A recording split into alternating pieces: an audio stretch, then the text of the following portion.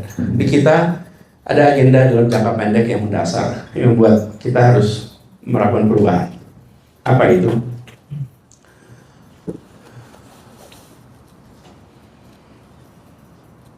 Meritokrasi, teman-teman. Meritokrasi. Beberapa waktu yang lalu ada seorang teman yang ngobrol dengan saya bilang begini, Bung Anies, kalau Indonesia mau maju, tidak bisa pakai demokrasi. Kalau mau maju, harus pakai otoriter atau semi otoriter. Contohnya mana? Tiongkok. Contohnya mana? Singapura. Mereka itu maju karena otoriter, semi otoriter. Benar juga ya. Terus saya tanya balik, kok contohnya Tiongkok dan Singapura, kok contohnya nggak Korea Utara? Nah itu juga. Kok contohnya nggak Myanmar? Itu juga. Jadi yang membuat maju itu apa? Loh, Kuba itu kurang otoriter apa? Yang membuat maju itu bukan itu. Yang membuat maju itu apa? Meritokrasi. Anda datang ke Singapura, ada tidak pejabat di sana dan pemimpin perusahaan di sana yang tidak kompeten? Ada. Datang ke Tiongkok, semua kompeten. Datang ke Korea, kompeten. Yang membuat mereka maju itu bukan otoriternya saja. Yang membuat mereka maju itu adalah semua pos ditempati orang yang kompeten. Atau dengan kata lain, merit based appointment. Dalam bahasa kita namanya meritokrasi. Oke. Satu. Yang kedua, policy yang dibuat teknokratik. Bukan mendadak ada ide ngomong, mendadak ada ide keluar, tidak. Teknokrasi itu artinya apa? Dengan adanya proses pengambilan kebijakan yang benar, menggunakan data, referensi pada ahli, referensi pengalaman. Dua ini, saya mengkhawatirkan kenapa ini harus jadi serius ke depan dalam jangka pendek. Anak-anak kita yang sekarang berada di kancah internasional, dengan kuliah, itu kalau nengok ke Indonesia agak khawatir pulang. Agak khawatir pulang. Kenapa? Saya bukan ordal. Gimana saya nanti bisa survive di tempat yang tidak merit based, sementara Anda pulang dengan kompetensi, dengan prestasi, dengan macam-macam tuh. Nah, jadi saya mengatakan kalau kita tidak bereskan dua ini, yang di luar tidak masuk, yang di dalam nggak tahan akan, itu problem yang jangka pendek harus beresin. Orang-orang terbaik itu bisa bekerja di mana saja, betul nggak teman-teman? Bisa ke Singapura, bisa ke Perth, bisa ke KL, bisa kemana-mana yang dekat-dekat Indonesia saja. Semua yang kompeten itu bisa dengan mudah. Kalau mereka merasa di negerinya tidak mendapatkan apresiasi. Karena orang-orang kompeten ini kayak currency yang kuat, mata uang itu. Mata uang kuat itu kan di mana-mana diterima, bukan? Ya, if your currency is strong, you go anywhere, people are willing to accept your currency. But if your currency is weak, will people accept it? No. Sama. Nah, inilah yang saya lihat dalam jangka pendek harus beresin.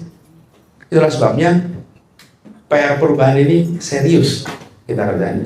Yang berikutnya, tantangan kita ke depan, reform di aspek hukum.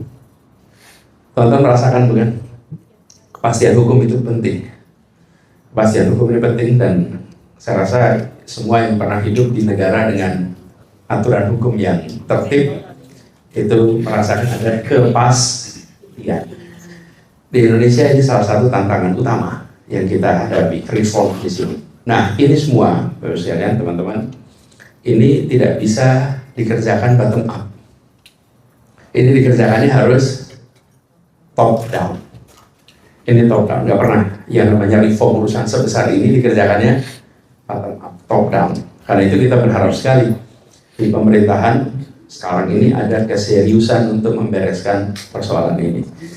Tanda-tandanya belum muncul, tapi ekspektasi kita itu di situ, bahwa rekrutmen berdasarkan merit. Kalaupun dalam politik, saya pun pernah bertugas di dalam politik.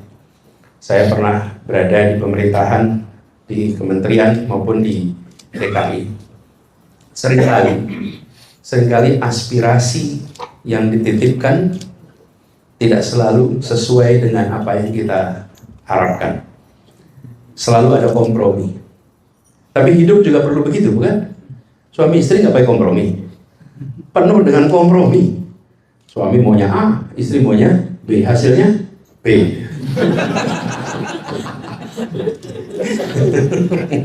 Ya nggak, ini kan sering kejadian. Bapak bisa aja kepala rumah tangga, istrinya leher. Nengoknya kepala siapa yang ngatur? Leher kita yang ngatur. Nah, jadi seringkali kita melakukan itu. Nah, ada satu hal yang perlu dijaga. Harus ada value yang dipegang. Kalau ada value yang dipegang, even if you deviate, you know how far you deviate, and you know how to come back. Karena punya values. Yang kedua harus ada harus ada ukuran delivery. Bisa jadi kami dititipin nama yang inkompeten dari assessment, oke? Tapi ada deliverynya. Dia bisa rekrut orang untuk bisa membantu delivery. Ada banyak cara, tapi orientasinya jangan mengorbankan kepentingan umum, jangan mengorbankan tujuan utama. Walaupun di tengah-tengahnya sering harus ada banyak sekali perjalanan yang mulai kita harus melakukan kompromi. Jadi di dalam proses politik itu bukan hanya politik lah, di keluarga pun ada kompromi. Mau nikah juga besan maunya A, sini maunya B, betul nggak teman-teman?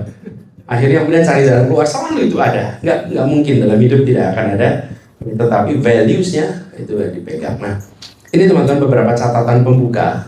I'm not saying that this is all challenges that we face. Tapi menurut saya kalau Indonesia mau take off ke depan, bereskan jangka panjang kualitas manusia di seluruh wilayah. Yang kedua, kepastian hukum, institusi itu dikerjakan.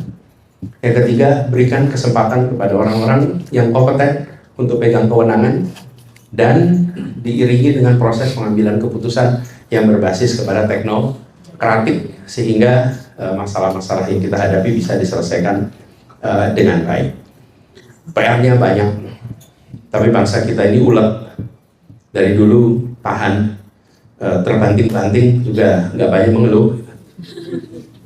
Tapi insya Allah dengan situasi sesulit apapun kita akan ketemu jalan keluar. Ini aja pembuka dari saya.